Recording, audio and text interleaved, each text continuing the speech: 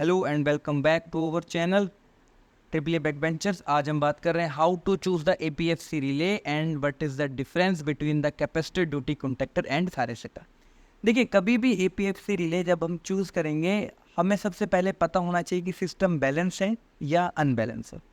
System अगर मेरा balance है उसके बाद मेरे को दो चीज़ें पता होनी चाहिए कि फ्लक्चुएशन लो है या हाई है। Same in case of unbalance. ठीक है, बैलेंस सिस्टम है तो ये तो बाय डिफ़ॉल्ट है कि हम यहाँ पे सिंगल फेज CT APFC ही यूज़ करेंगे, और मेरा अनबैलेंस है मेरा सिस्टम तो ये भी बाय डिफ़ॉल्ट है कि हम वहाँ पे 3 फेज CT APFC ही यूज़ करेंगे। अब बात आती है कि जो APFC है वहाँ पे मेरे को कैपेसिटर ड्यूटी स्विचिंग चूज़ करनी है या मेरे को थायरिस्टर बेस स्विचिंग मेरे को वहाँ पे चूज़ करनी है। ठीक है, देखिए इसके लिए सिंपल थंब रूल है। अगर आपका स्विचिंग, अगर आपका कैपेसिटर बैंक ऑन ऑफ की जो रिक्वायरमेंट है अगर वो 1 मिनट से भी कम है तो then you have to choose the thyristor based switching, otherwise you can go for the capacitor duty switching. Simple. अभी हम चलते हैं और समझते हैं कि why thyristor is use at the high fluctuation load और what is the difference between the contactor and the thyristor switching. ठीक है, देखिए capacitor duty contactor and thyristor, जैसे कि हमने पहले बात करी कि जहाँ पे मेरा स्विचिंग 60 सेकंड से कम रहेगा वहाँ पे मैं थायरिस्टर यूज़ करूँगा, और जहाँ पे अराउंड 60 सेकंड है वहाँ पे मेरा कैपेसिटर ड्यूटी कॉन्टैक्टर से काम चल जाएगा। ठीक है, थायरिस्टर की क्या स्पेशलिटी रहती है कि इस केस में मेरा जो स्विचिंग टाइम है वो 5 मिली सेकेंड टू 20 मिली सेकेंड रह सकता है। अभी ये मैंने रेंज ही आपको क्यों बताया इसके बारे में भी आगे बात करेंगे। ठीक है, सेकेंड जो डिफरेंस है वो यही है, उस तरह के एप्लीकेशन में यूज़ हो सकता है जहाँ पे जो स्विचिंग साइकिल है that will be around 60 second. ठीक है, और जो थायरिस्टर है वो डायनेमिक स्विचिंग में भी यूज़ होता है जहाँ पे 1 मिनट के अंदर अगर 2 से 3 अगर स्विचिंग भी है तो भी हम उस केस में थायरिस्टर वहाँ पे लगा सकते हैं। सेकेंडली एक डिफरेंस और है जो इस PPT में मैंने नहीं लिखा है, थायरिस्टर के अंदर हीट सेंसिंग का भी ऑप्शन रहता है। तो इन केस मेरा थायरिस्टर अगर ओवर हीट होगा तो वो मेरा कैपेसिटर को स्विच कमांड नहीं देगा, जो कि ये ऑप्शन मेरा कॉन्टैक्टर में जनरली नहीं रहता है।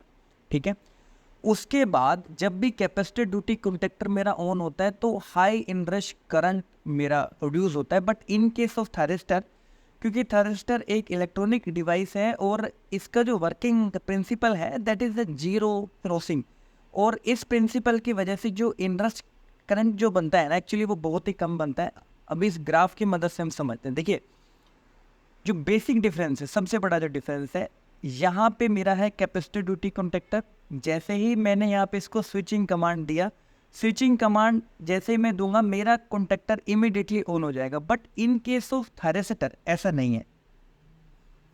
जैसे ही मैंने कमांड दिया इसने कमांड एक्सेप्ट नहीं करा। It will take time and check कि कहाँ पे मेरा जीरो क्रॉसिंग बन रहा है। जीरो क्रॉसिंग का मतलब जो मेरी इनपुट सप्लाई है और जो मेरा कैपेसिटर है अभी अभी जो इस चार्ज हुआ है उसके अंदर मेरा कुछ ना कुछ रेजिडुअल वोल्टेज होगा। वो रेजिडुअल वोल्टेज और इनपुट सप्लाई, ठीक है, उन दोनों के बीच में जब भी मिनिमम सबसे कम वोल्टेज डिफरेंस होगा उसी टाइम में ही मेरा थायरिस्टर वहाँ पे ऑन होगा। और इसकी वजह से क्या होता है, जो इनरश करंट है मेरा वो काफ़ी हद तक कम हो जाता है। But in case of contactor ऐसा नहीं है। आप इसको जब भी जहाँ पे भी कमांड देंगे ये मेरा इमीडिएट ऑन होगा। जैसे कि आप यहाँ पे देख सकते हैं कितना हाई मेरा करंट पीक यहाँ पे जा रहा है, और इस केस में आप देखिए कितना स्मूथ जा रहा है यहाँ पे। ठीक है, मेजर डिफरेंस हो गया। सेकंड डिफरेंस क्या है यहाँ पे कि अगर यहाँ पे जैसे ये मेरा ऑन हुआ, अगर मैं चाहता हूँ कि मेरे को ऑफ करने के बाद दोबारा इमीडिएट मेरे को यहाँ पे ऑन करना है या यहाँ पे ऑन करना है तो वो कैपेसिटर ड्यूटी कॉन्टैक्टर में नहीं हो सकता है। ठीक है, उसके लिए मेरे को उसको थोड़ा टाइम देना ही पड़ेगा।